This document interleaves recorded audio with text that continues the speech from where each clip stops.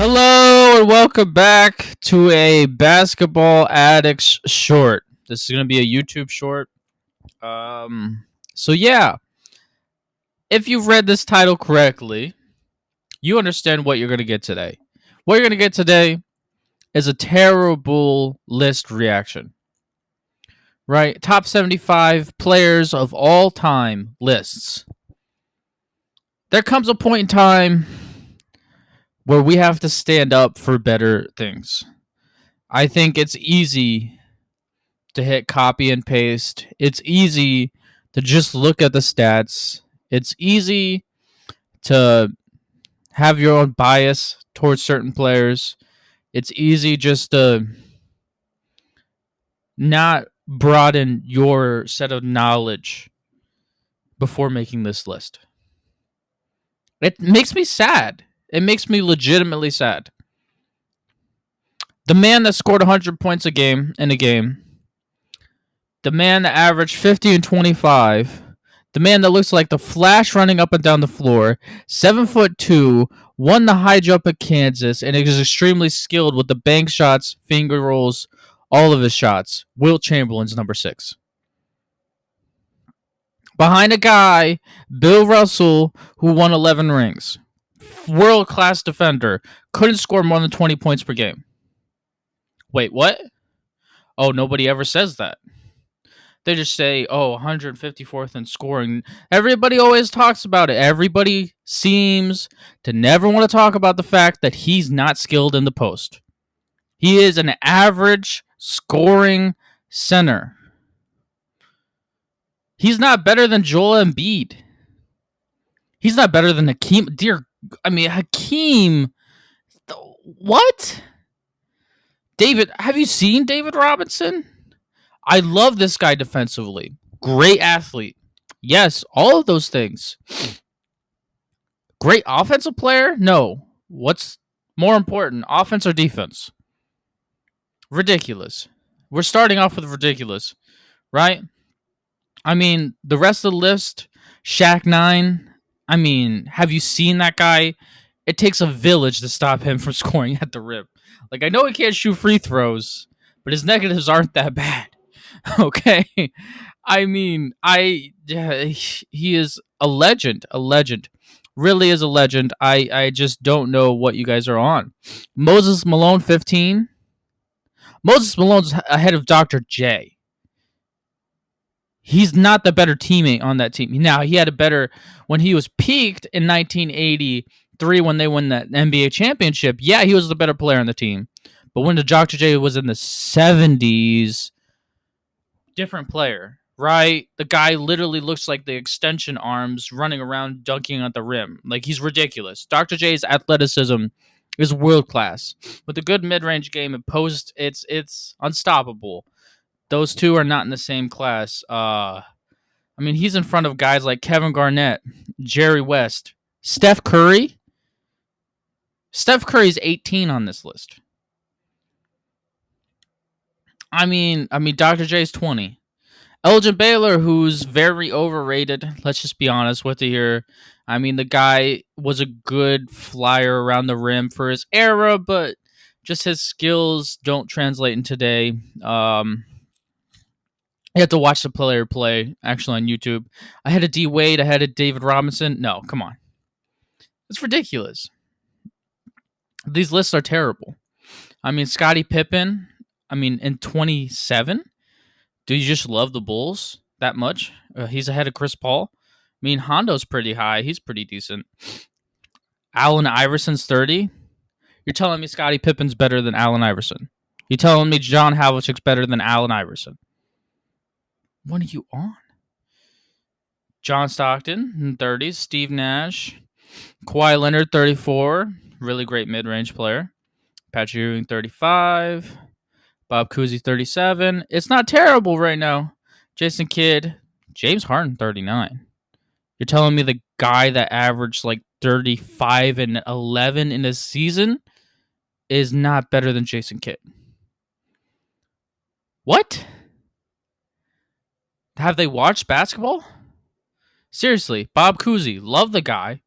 I think he's very underappreciated where he should be. He's a phenomenal passer, but he's not James Harden. Dear God, is he not James Harden? Rick Barry? Patrick Ewing's better than James Harden? What? I mean, come on.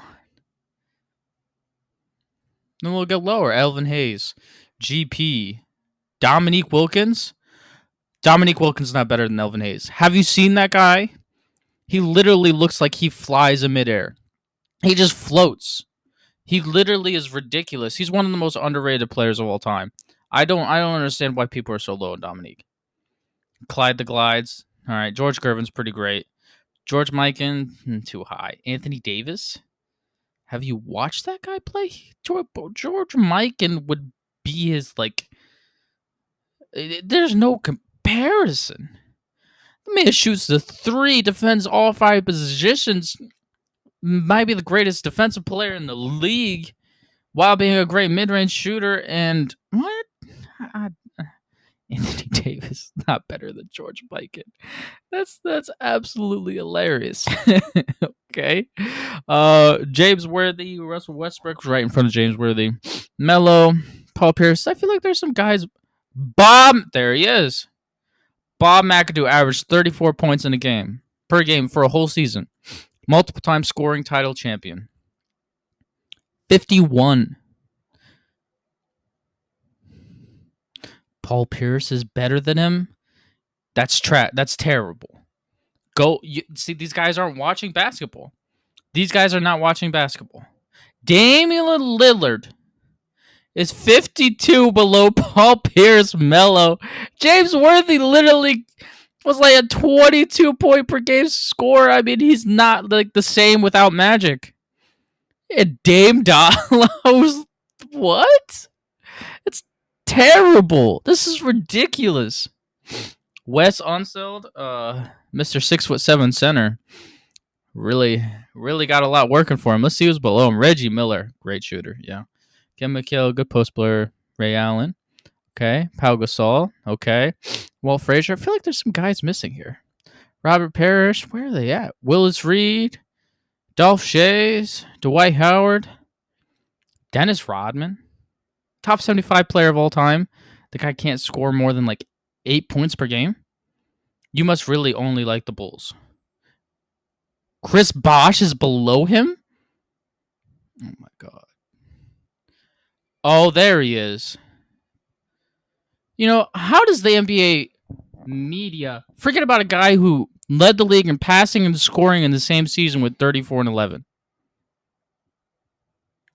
He's not better than Dennis Rodman?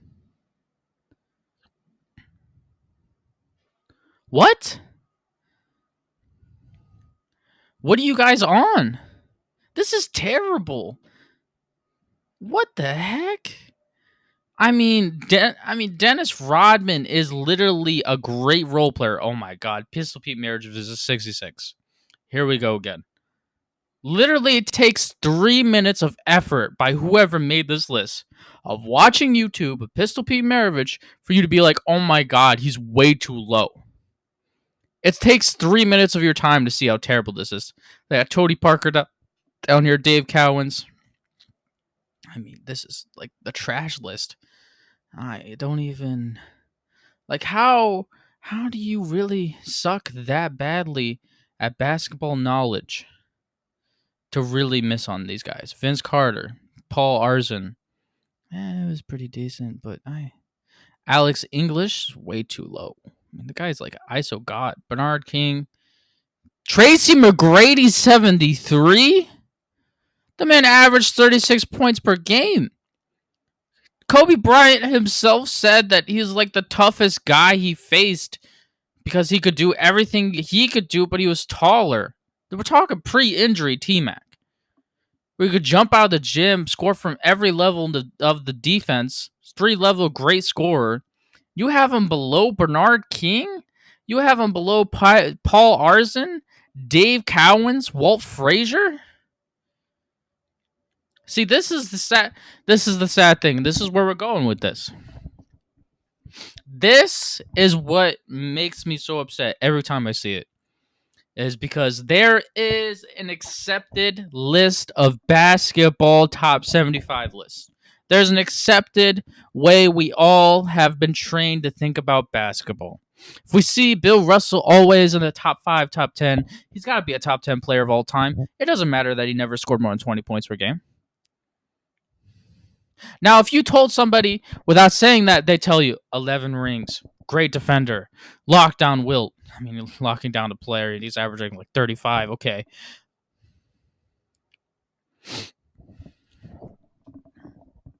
Like, what do we...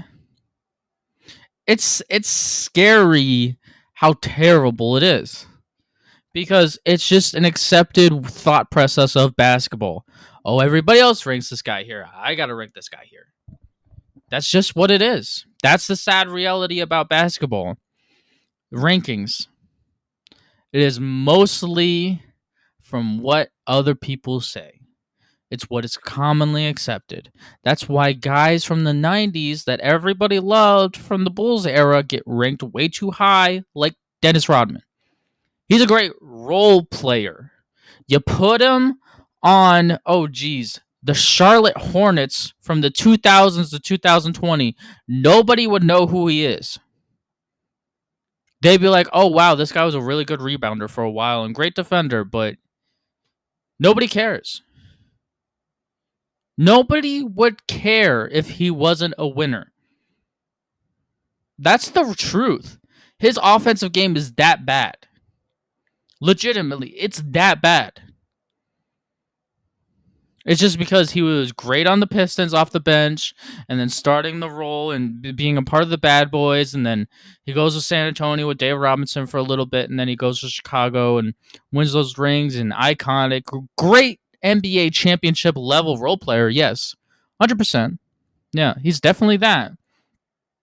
But there's so many all-time great players that deserve... Nate Archibald averaged 34 and 11. He was crossing up everybody, getting to the rim, finishing, good shooting, mid-range shooter. Like, what are you guys talking about? Pistol Pete Maravich is one of the more fun players you could ever watch in your life. He might be the most skilled player who ever played basketball. Legitimately, he's ridiculous.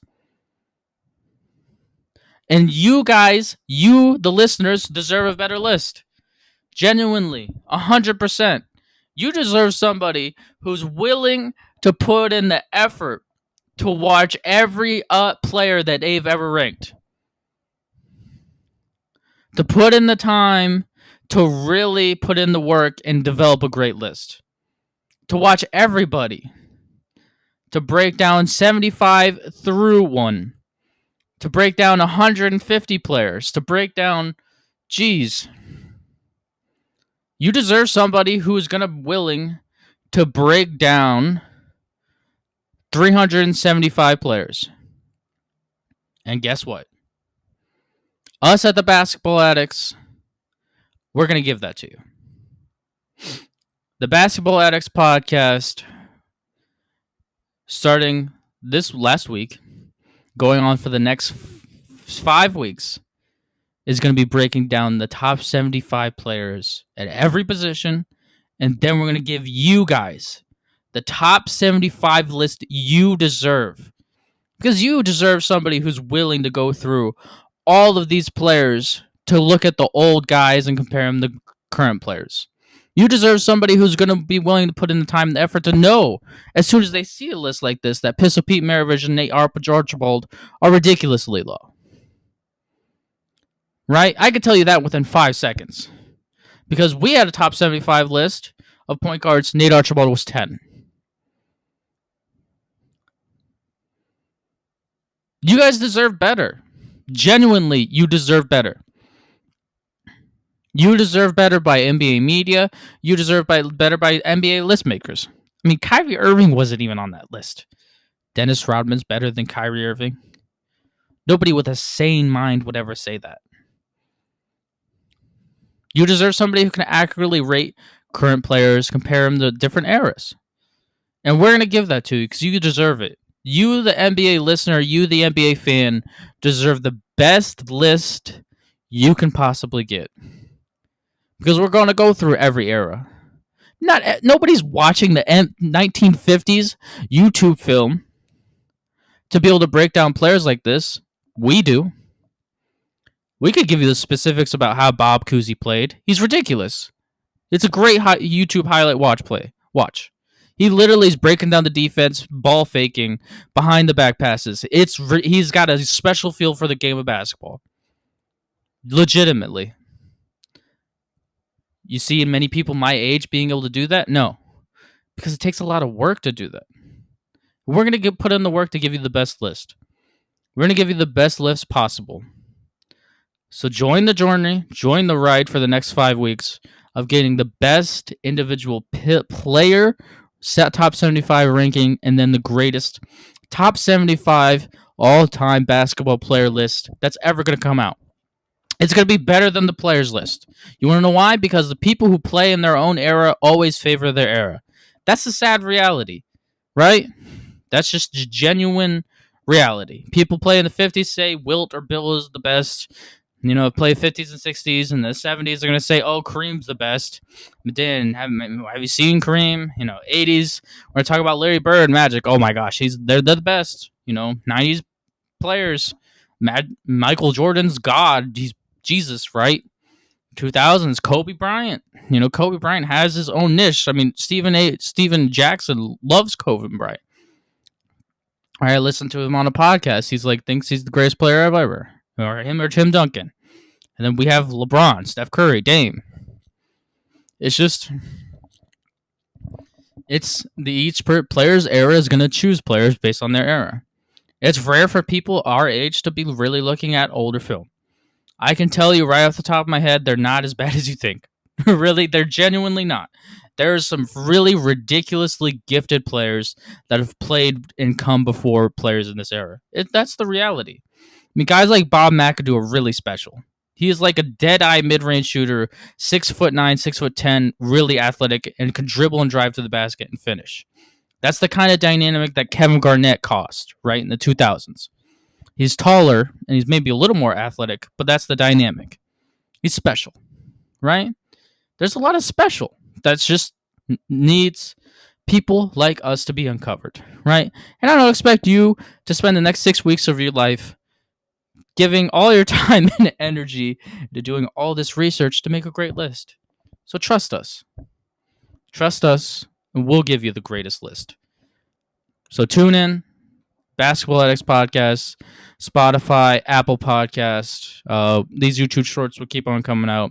While we're doing this, we'll also react to the NBA regular season as it goes, because we truly are basketball addicts here. So definitely love to talk about basketball. Love the game of basketball. Basketball historians, honestly, at this point in time, we really understand basketball. So definitely should check out our podcast, YouTube channel, all that type of stuff. And have a great day. We're the Basketball Addicts. Peace out.